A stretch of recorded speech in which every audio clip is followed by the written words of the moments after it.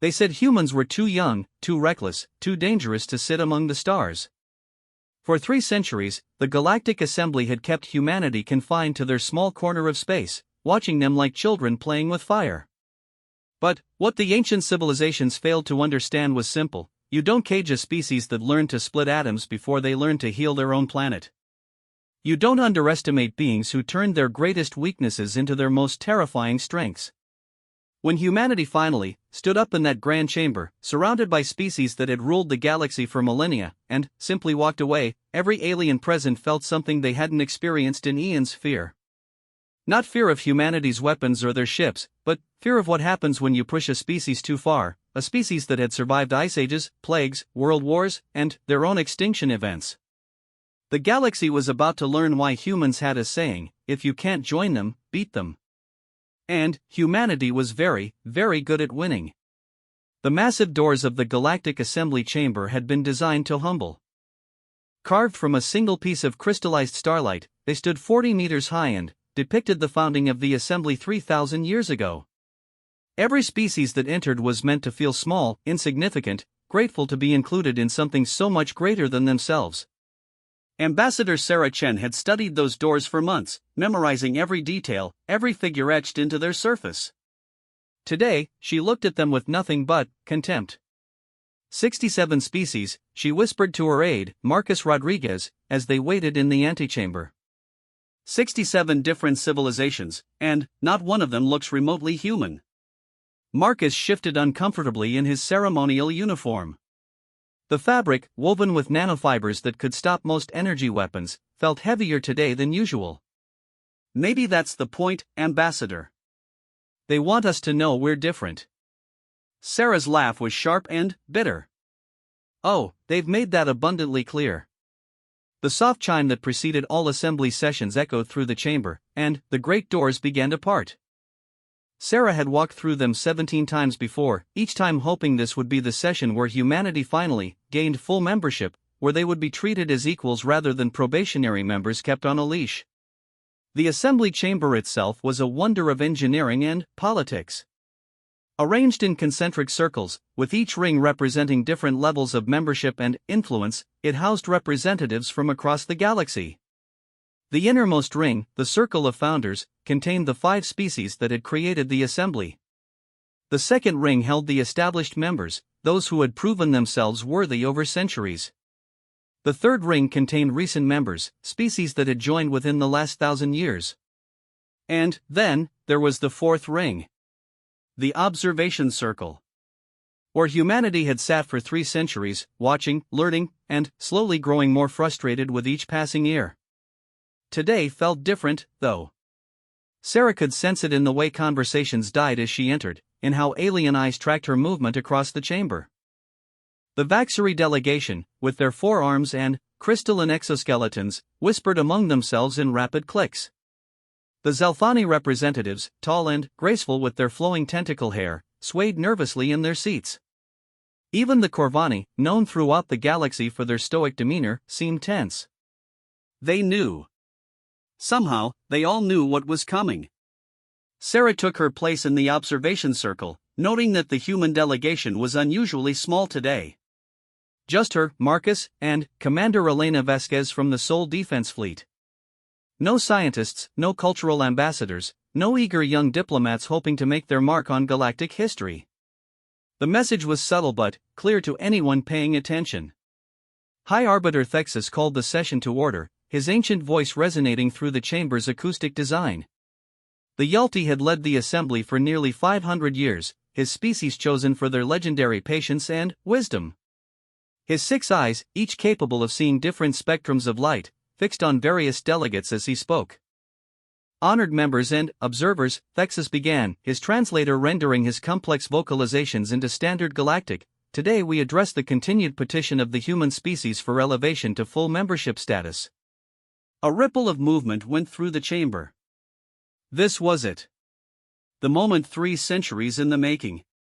Counselor Vexhai of the Corvani stood first, his massive frame commanding attention. The Corvani were warriors by nature, though they had evolved beyond their violent past to become philosophers and judges. High Arbiter, the Corvani delegation must once again voice our concerns about human instability. Their history is marked by constant conflict, not just with other species, but among their own kind. Even now, as they seek membership, human factions fight over resources, territory, and ideology. Sarah felt her jaw clench. Here it was again. The same argument they'd heard for decades. Senator Lyralii of the Zelfani rose next, her movements graceful and hypnotic. "The humans show promise," she said, her musical voice carrying easily through the chamber. "Their technological advancement has been remarkable, and their cultural diversity is fascinating. However, they remain too young, too unpredictable. Perhaps another century of observation enough." Sarah's voice cut through the chamber like a blade. She hadn't raised her voice, but the single word carried such finality that every conversation stopped.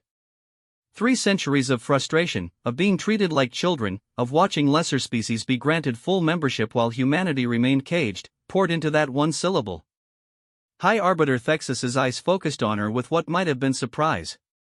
"Ambassador Chen, you have not been recognized to speak." Sarah stood slowly, her eyes sweeping across the chamber. "I don't need recognition to speak the truth." She stepped forward, moving from the 4th ring toward the center of the chamber. A security alert chimed softly, but she ignored it. "For 3 centuries," she began, her voice carrying clearly without amplification, "humanity has sat in this chamber and listened to the same words over and over. Too young. Too violent. Too unpredictable. Too different."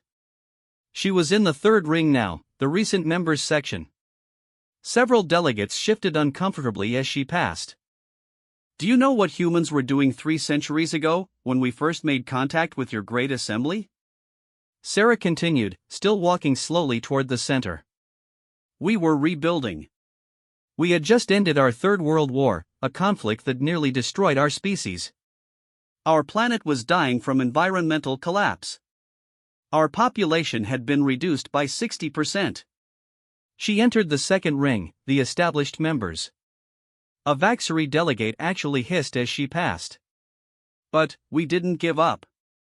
We didn't retreat to our caves and wait for extinction. We looked up at the stars and said, 'Not today.' We healed our world. We united our species.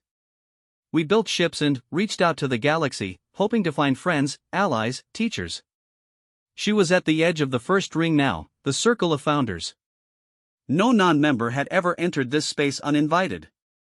Security drones began to descend from the ceiling, but Sarah paid them no attention. "Instead, we found you." She turned to face the assembled delegates, her back to the circle of founders. "You, who told us we were too dangerous to join your peaceful assembly. You, who restricted our expansion to a handful of systems. You, who watched us struggle and grow and change, and still declared us unworthy." High Arbiter Thexus raised one of his 6 hands. "Ambassador Chen, you are in violation of assembly protocols. Return to your designated position immediately." Sarah looked up at him and smiled. It was not a pleasant expression. "No." The word hung in the air like a challenge. Across the chamber, delegates began to murmur, a sound like wind through alien forests. "You want to know about human unpredictability?"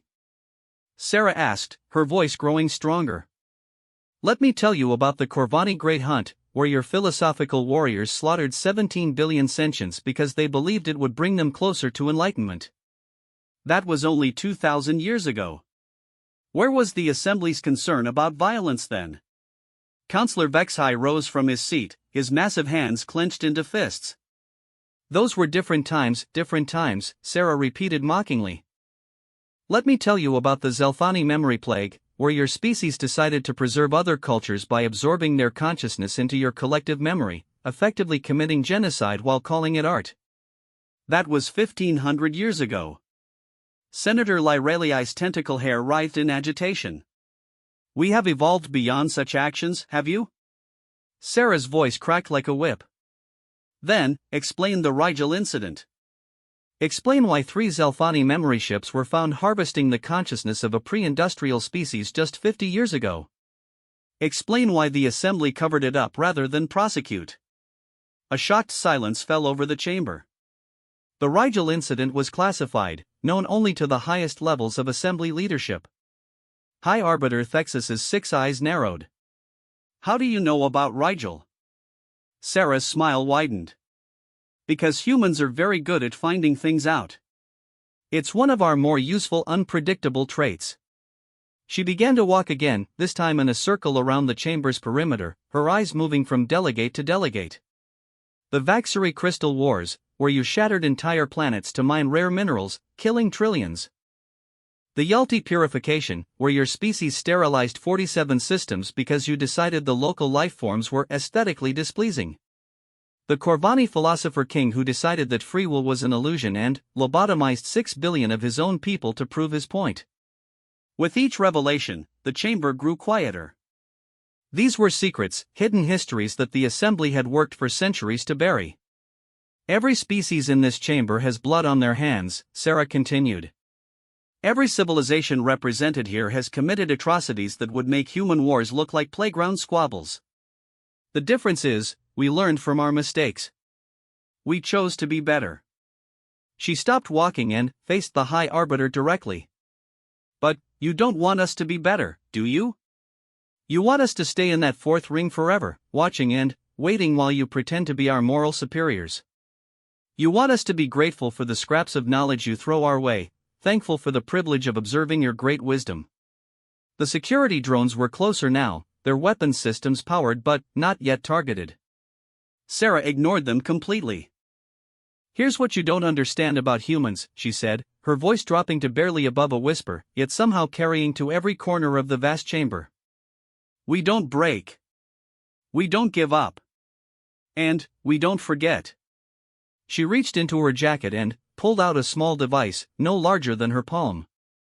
Every security system in the chamber immediately targeted her, but she held it casually, almost carelessly. This contains detailed files on every species in this assembly, she announced. Every hidden war, every covered-up genocide, every dirty secret you've swept under the galactic rug. Names, dates, evidence, survivor testimonies. Everything. High Arbiter Thexus leaned forward in his ancient seat. What do you want, Ambassador Chun? Sarah's laugh was cold and sharp. Want? I don't want anything from you anymore. This isn't a negotiation. This is a farewell. She turned to Marcus and Commander Vasquez, who had remained silent throughout her speech. They stood and moved to join her. The human species hereby withdraws its petition for membership in the Galactic Assembly, Sarah announced formally. We also withdraw our recognition of Assembly authority over human space and human affairs. Effective immediately, all Assembly vessels are banned from human systems. All Assembly personnel have 72 hours to depart human space. The chamber erupted. Delegates leaped to their feet, shouting in dozens of languages. Security drones moved closer, but their operators seemed uncertain about actually firing on a withdrawing member. Through the chaos, High Arbiter Thexus's voice boomed out, amplified by the chamber's systems. You cannot simply leave. The Assembly maintains order in this galaxy. Without our structure, without our guidance, chaos will return. Sarah had reached the great doors, but she turned back one final time. Counselor, you're absolutely right. Chaos will return. She held up the data device again. Every species you've oppressed, every civilization you've kept down, every culture you've deemed too young or too violent for membership, they're all going to receive copies of these files. They're going to learn what their betters have been hiding from them. The massive doors began to open as the human delegation approached. But, don't worry, Sarah called back as she walked through the doorway. Humans learned long ago how to thrive in chaos. The question is, have you? The doors closed behind them with a sound like thunder, leaving the Galactic Assembly in stunned silence. Outside, Marcus finally found his voice. Ambassador, do you really think this was the right choice? Sarah looked up at the alien sky, where dozens of different ships from across the galaxy hung in carefully ordered formations, representing 3,000 years of peaceful cooperation and mutual understanding. "Marcus," she said quietly, "sometimes the only way to win a rigged game is to stop playing." She activated her communicator. "This is Ambassador Chen to all human vessels in the system. Operation Exodus is now active. All personnel are to depart immediately and return to human space." As they walked toward their own ship, Sarah could hear alarms beginning to sound throughout the assembly complex. Emergency sessions were being called. Ancient protocols were being activated. The galaxy was about to change, and, for the first time in 3 centuries, humanity would be writing its own destiny. The emergency session of the Galactic Assembly had been called within hours of humanity's dramatic exit, but it took 3 days for all the representatives to arrive. 3 days during which human ships had been spotted throughout the galaxy, moving with purpose that made the Assembly's leadership increasingly nervous. High Arbiter Thexus had not slept since the humans left. His species required very little rest, but the stress of the situation was wearing on his ancient mind. 6 eyes that had seen the rise and fall of civilizations now focused on the holographic displays surrounding his private chamber, showing the movement of every known human vessel. They weren't running. That was what disturbed him most. When species left the assembly, and only 3 had ever done so in the organization's history, they typically retreated to their home systems, isolated themselves, and gradually faded from galactic relevance. The humans were doing the opposite. Their ships were spreading out, visiting systems that had been assembly territories for millennia. "High Arbiter," came the voice of his aide, a young Yulti named Kexa, "the emergency session is ready to convene." Thexus nodded and made his way to the assembly chamber. The great hall felt different now, somehow smaller despite its vast size. The 4th ring, the observation circle, sat empty for the first time in 3 centuries. The absence of the human delegation was like a missing tooth, impossible to ignore. "Honored members," Thexus began, his voice steady despite his inner turmoil, "we gather in emergency session to address the unprecedented withdrawal of the human species from assembly oversight."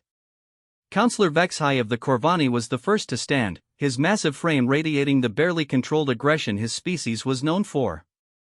"High Arbiter, the humans have committed an act of galactic terrorism. They have stolen classified information and are undoubtedly using it to destabilize the peace we have maintained for millennia." Senator Lyralii of the Zelfani rose with her characteristic grace, but there was tension in her movements. "Our information networks have been compromised. The humans somehow accessed archives that were supposed to be sealed beyond their security clearance. This suggests a level of technological sophistication we severely underestimated." Or, came a new voice, "it suggests we have been naive about human capabilities." All eyes turned to Speaker Molax of the Titheri, a species known for their analytical minds and careful consideration of all possibilities. The Titheri rarely spoke in assembly sessions, preferring to observe and calculate. When they did contribute, it was usually with insights that cut through political posturing to the heart of an issue. "Explain," Thexus requested. Speaker Molax's crystalline body shifted as he organized his thoughts. "We have spent 3 centuries studying humanity. We have observed their technology, their culture, their expansion patterns. We have detailed files on their capabilities, their limitations, their potential threats. What we have never done is ask ourselves a simple question: what have they been learning about us?" An uncomfortable silence settled over the chamber. "The humans were granted observer status," Molax continued. "They attended our sessions, had access to our archives, worked alongside our scientists and diplomats. For 300 years, they watched and learned while we assumed they were simply grateful for the opportunity." Counselor Vexhai snarled, his translator rendering the sound into standard galactic. "Are you suggesting the humans have been spying on us?"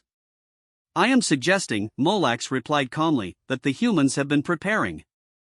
The question we should be asking is, preparing for what?" As if summoned by his words, an aide rushed into the chamber carrying an urgent communication device. He whispered quickly to High Arbiter Thexus, whose 6 eyes widened with what could only be described as alarm. "What is it?" Senator Lyralii demanded. Thexus activated the chamber's main display, showing a three-dimensional map of the galaxy. Red dots appeared throughout the map, scattered across dozens of systems. Human vessels, Thexus announced grimly. They are currently in contact with 47 different non-assembly species. The implications hit the chamber like a physical blow. The assembly maintained control not just over its members, but over hundreds of species that were deemed not ready for membership. These species provided resources, served as buffer zones, and were generally kept in a state of controlled development under assembly guidance. The Cathani Mining Consortium, Thexus read from his reports, has received detailed information about assembly mining regulations and the true market value of their extracted materials. They have learned that the assembly has been purchasing their rare metals at approximately 3% of galactic market price. Counselor Vexhi's clause extended involuntarily. The Cathani had been a reliable source of materials for Corvani military ships for 800 years. The Syrian Agricultural Collective, Thexus continued, has been informed that their food production quotas are not necessary for preventing galactic famine, as they have been told, but are instead being used to artificially maintain food prices in assembly space. More dots appeared on the galactic map. More human ships making contact with more non-assembly species. The Rigel survivors, Thexus read, his voice growing quieter, have been given complete documentation of the Zelthani memory plague incident that destroyed their original civilization. Senator Lyraliai's tentacle hair writhed in distress. That information could destabilize the entire Rigel sector. It gets worse, Thexus said. He activated another display, this one showing communication patterns. The humans are not just sharing information. They are coordinating. These 47 species are now in communication with each other, sharing their own experiences with assembly policies. Speaker Molax's crystalline body pulsed with what his species expressed as grim satisfaction at being proven right. The humans are building a network. They are creating an alternative to the assembly. The chamber erupted in angry voices and panicked discussions. Representatives demanded military action, economic sanctions, diplomatic pressure. Through it all, High Arbiter Thexus remained silent, studying the displays with growing unease. Silence, he finally commanded, his amplified voice cutting through the chaos. There is more. The chamber reluctantly quieted, though tension still crackled in the air like electricity. We have received formal communications from 18 assembly member species, Thexus announced. They are demanding explanations for the information the humans have shared with them. New markers appeared on the map, these ones in blue. They represented assembly members who were now questioning their own government's actions. The Hurani Republic has requested a full investigation into why their applications for Inner Circle membership have been denied for the past 600 years, despite meeting all stated requirements. Counselor Zefdar of the Hurani delegation stood, his forearmed form trembling with rage. We have served faithfully. We have followed every protocol, met every standard, sacrificed our independence for the promise of equality. And now we learn that our applications were never even seriously considered? The Valdani Confederacy, Thexus continued relentlessly, has discovered that the trade restrictions placed on their worlds were not for cultural protection as they were told, but to prevent them from developing technologies that might compete with founder species. More members stood, voices rising in anger and betrayal. The careful order of the assembly chamber began to dissolve into chaos.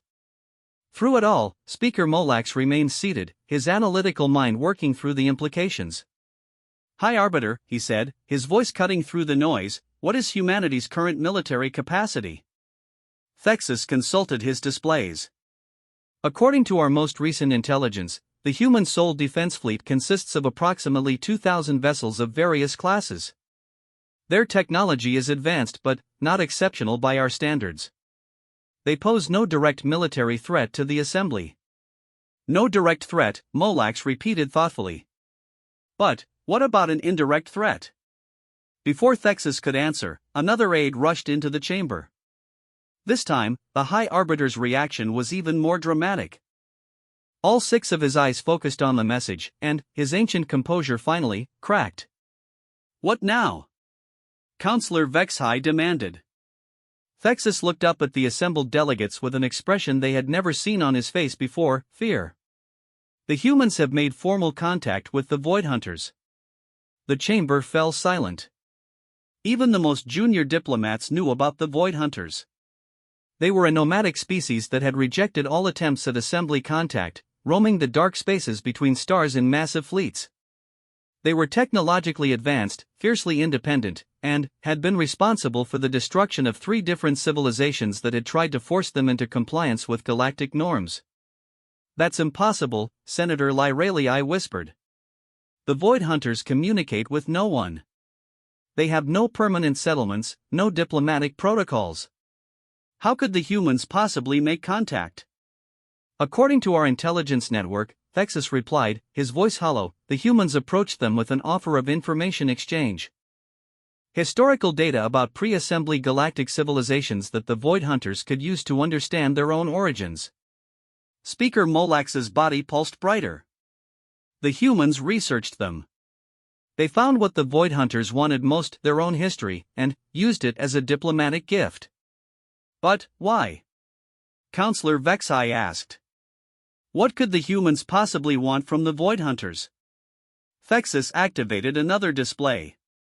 This one showed sensor readings from the edge of assembly space, where long-range monitors tracked all incoming and outgoing traffic. 3 Void Hunter dreadnoughts have entered the Sol system," he announced. "They appear to be sharing technological information with human engineers." The implications were staggering. Void Hunter technology was centuries ahead of anything the Assembly possessed. Their ships could travel between stars without using hyperspace lanes, making them impossible to track or intercept. Their weapons could crack planets, and their shields could withstand the combined firepower of entire fleets. "The humans are arming themselves," Senator Lyralii said, stating the obvious with dawning horror. "No," Speaker Molax corrected. "The humans are not arming themselves. They are building alliances. There is a difference, and it is a difference that may determine the future of this galaxy." High Arbiter Thexus looked around the chamber at the faces of delegates who were beginning to understand the scope of what was happening. For 3,000 years, the Assembly had maintained peace through control. They had kept potentially dangerous species separated, monitored their development, and carefully managed their interactions with each other and with Assembly members. Now humanity had torn down those barriers. Species that had never been allowed to communicate were sharing information. Civilizations that had been kept deliberately weak were learning about their true potential. And, somewhere in the darkness between the stars, ancient powers that had rejected assembly authority were awakening to new possibilities. "High Arbiter," came a voice from the chamber's communication system, "we have an incoming message from the human ambassador Chen." Thexus almost didn't want to answer, but he had no choice. The image of Sarah Chen appeared in the center of the chamber, but she looked different now. Gone were the formal diplomatic robes. Instead, she wore a simple uniform with insignia that no one in the assembly recognized. "Members of the Galactic Assembly," she began, her voice carrying the same determination it had when she walked out of the chamber 3 days ago, "I am transmitting this message from the bridge of the starship Defiance, flagship of the newly formed Human Colonial Alliance." Behind her, the bridge of an unknown ship design was visible. The architecture was clearly human, but there were elements that seemed foreign, advanced beyond what human technology should have been capable of. "I want to make something clear," Chen continued. "Humanity has no desire for war with the Assembly. We have no interest in conquest or revenge. We simply want the freedom to determine our own path among the stars. However," and her voice hardened, "we will not stand by while the Assembly continues to oppress and manipulate species throughout this galaxy. The network we have established is not military in nature. It is educational. We are sharing information that we believe sentient beings have a right to know." High Arbiter Thexus found his voice. "Ambassador Chen, the information you are distributing could destabilize entire sectors." "The peace we have maintained, the peace you have maintained," Chen interrupted, "is built on lies, control, and the systematic suppression of entire civilizations." "That is not peace, High Arbiter. That is tyranny with better public relations." She leaned forward, and, for a moment her image filled the entire display. Every species has the right to know their true history. Every civilization has the right to reach its full potential. Every sentient being has the right to choose their own destiny. The Assembly has denied these rights for millennia, and humanity will no longer be complicit in that denial. What do you want from us? Thexus asked, though he suspected he already knew the answer. Chen smiled, and it was not a pleasant expression. Nothing, High Arbiter. We want absolutely nothing from you. The age of Assembly dominance is ending. Whether that ending is peaceful or violent will depend entirely on how you choose to respond to the changes that are already in motion. The transmission ended, leaving the Assembly chamber in stunned silence. Outside, in the darkness of space, human ships continued their work. Information flowed across the galaxy like water through a broken dam. Ancient secrets were brought into the light. Oppressed peoples learned the truth about their oppression. And, in the depths of space, where ancient powers slumbered between the stars, something vast and patient began to stir. The Void Hunters had not forgotten the civilizations that had tried to chain them to the Assembly's will. Now, with human knowledge to guide them and human determination to inspire them, they began to move with purpose they had not shown for centuries. The galaxy was changing, and the Assembly was no longer in control of that change. High Arbiter Thexus looked around the chamber one more time, seeing fear and anger and confusion in the faces of delegates who had never imagined their authority could be challenged so effectively. For the first time in 3,000 years, the Galactic Assembly had no idea what was going to happen next. And, somewhere in the darkness between the stars, humanity was counting on exactly that. 6 months after humanity walked out of the Assembly, the galaxy had become unrecognizable. Admiral Elena Vasquez stood on the observation deck of the starship Defiance, watching as the largest gathering of non-assembly species in galactic history slowly took shape around them. Hundreds of ships from dozens of civilizations hung in the darkness of the Kepler Nebula, their different designs and technologies creating a chaotic but beautiful display of diversity. Final count, Admiral, reported Commander Torres from his position at the tactical station. 437 vessels representing 62 different species.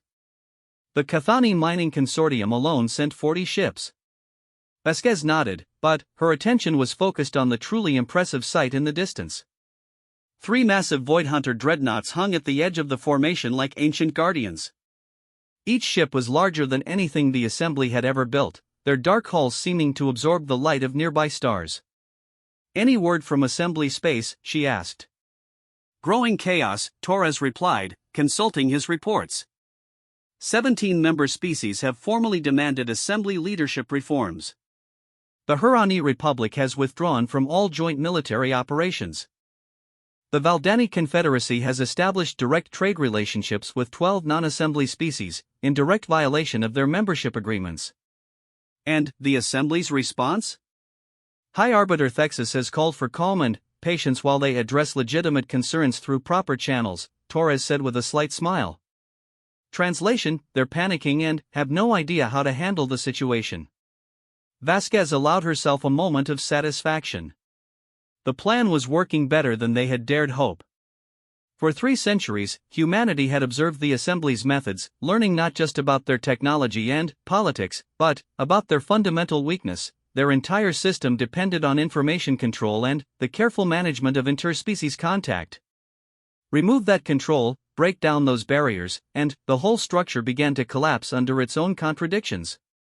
"Admiral," came the voice of Communications Officer Park, "we're receiving a transmission from Ambassador Chen aboard the diplomatic vessel Harmony.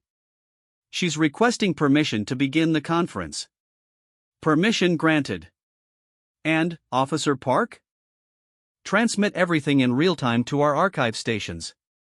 I want every word of this conference preserved for history." The main display activated, showing Sarah Chin aboard a ship that had been specifically designed for this moment.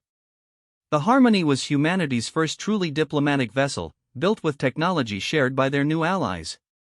Its conference room could accommodate representatives from dozens of different species, with atmospheric and gravitational controls that could be adjusted for each delegation. Fellow sentients, Chen began, her voice carrying to every ship in the formation. 6 months ago, humanity left the Galactic Assembly because we could no longer accept a system that treated entire species as children to be managed rather than equals to be respected. The camera panned across the conference room, showing representatives from species that had never been allowed to meet each other before. Cathani miners sat next to Syrian farmers. Rigel survivors shared the table with former assembly client species who had been kept deliberately isolated for centuries. Today, Chen continued, we gather not to replace the assembly with another hierarchy, but to create something entirely new. A network of free species, sharing knowledge and resources based on mutual respect rather than arbitrary authority. Admiral Vasquez watched the faces of the various delegates. There was hope there, but also uncertainty. Many of these species had lived under assembly control for so long that they had forgotten what true independence looked like. The proposal before us is simple, Chen said, gesturing to a holographic display that appeared above the conference table. The Galactic Cooperation Network. Not a government, not an empire, but a voluntary association of species committed to mutual aid, free exchange of information, and the principle that every sentient being has the right to determine their own destiny.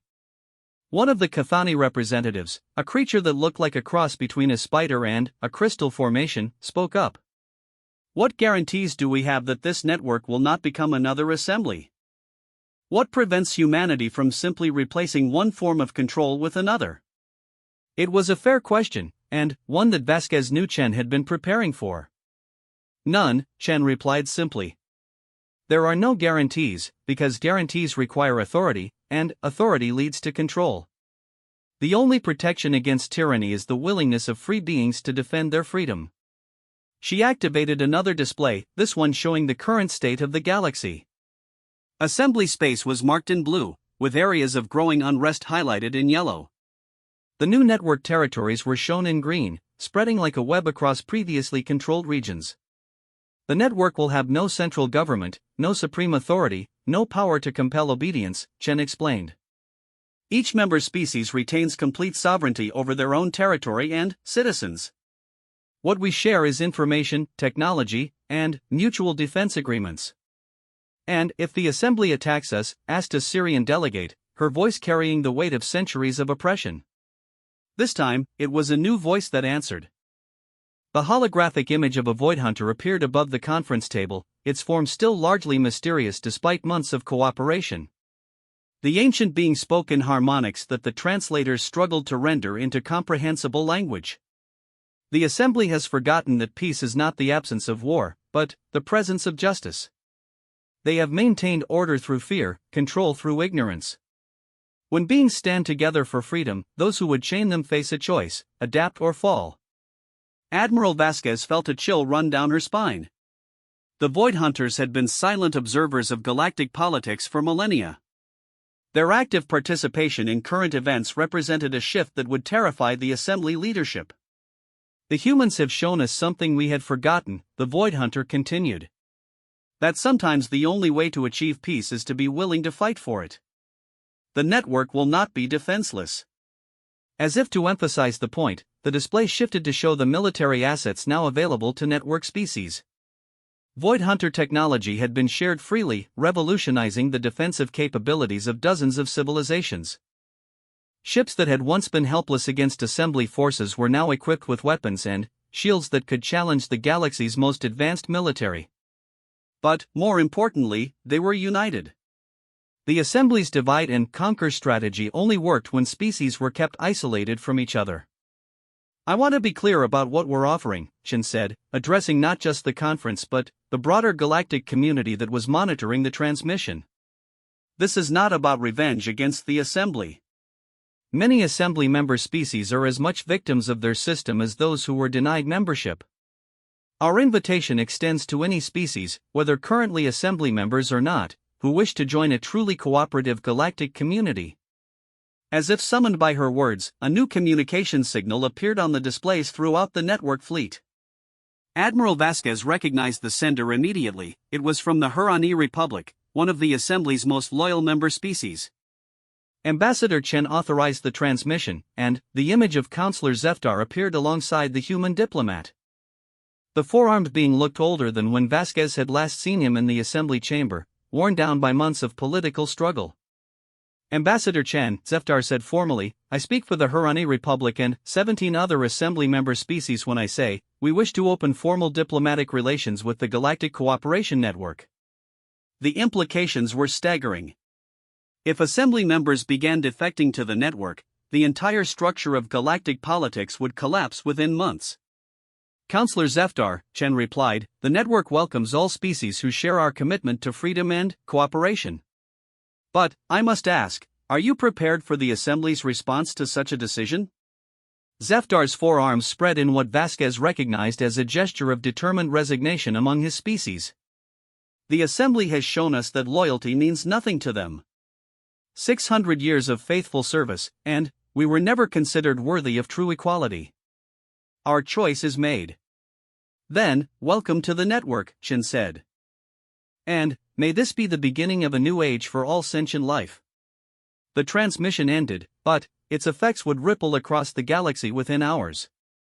Vasquez could already see the tactical implications. With assembly members actively defecting to the network, the balance of power had shifted decisively. The assembly could no longer claim to represent galactic order when their own members were abandoning them.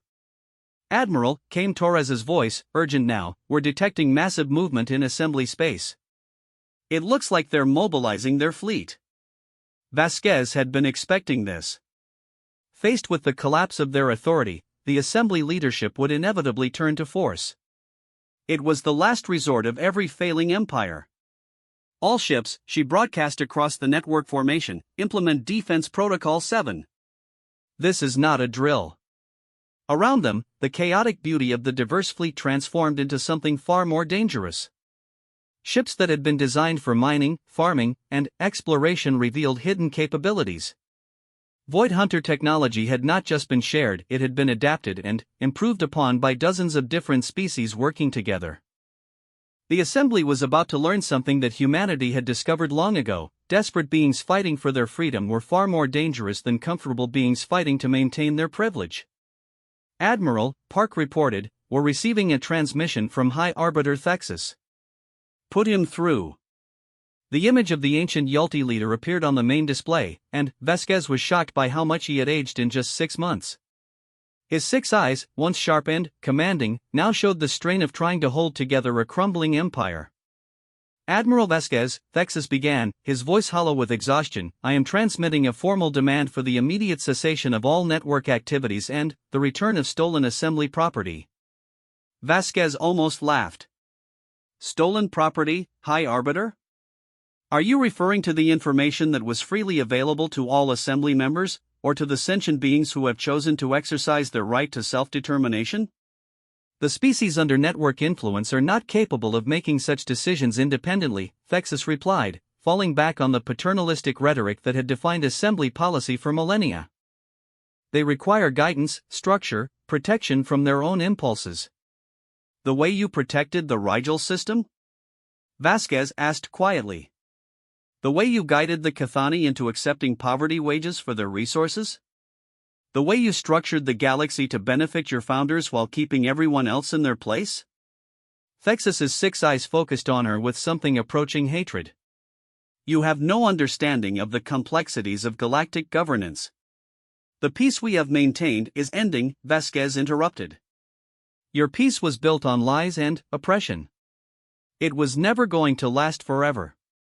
The only question now is whether you'll accept the changes gracefully or try to drown the galaxy in blood to preserve your power. The assembly fleet is moving to restore order, Thexus announced. Any species that resists will be considered in violation of galactic law. And, what law would that be? Came a new voice. Ambassador Chen had connected to the transmission from the Harmony. The law that says sentient beings must submit to authority they never agreed to accept?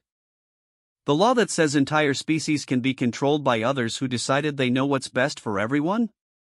The law of civilization, Thexus replied desperately. The law that prevents chaos and war. High Arbiter, Chen said, her voice filled with something that might have been pity, civilization is not about preventing change. It's about adapting to it. The galaxy is evolving beyond your control, and you can either evolve with it or be left behind. The transmission ended, leaving the network fleet in tense silence. Everyone knew what was coming now. The assembly had chosen force over negotiation, war over adaptation. But, as Admiral Vasquez looked out at the hundreds of ships around them, at the representatives of dozens of species who had chosen freedom over security, she felt something she hadn't experienced in years: hope. Humanity had spent 3 centuries learning how to survive in a hostile galaxy. They had studied not just technology and politics, but the fundamental nature of power itself. And they had discovered something that every empire eventually learned, usually too late: the most dangerous enemy was not the one with the strongest weapons, but the one who had nothing left to lose and everything to fight for. The assembly was about to face an entire galaxy full of such enemies. Species that had been oppressed for centuries, now armed with the knowledge and technology to defend themselves. Civilizations that had been kept deliberately weak, now united in common cause. And, guiding them all, a species that had learned through bitter experience how to turn their greatest weaknesses into their most devastating strengths. The galaxy was changing, and humanity would make sure it changed for the better. Even if they had to tear down the old order completely to build something new.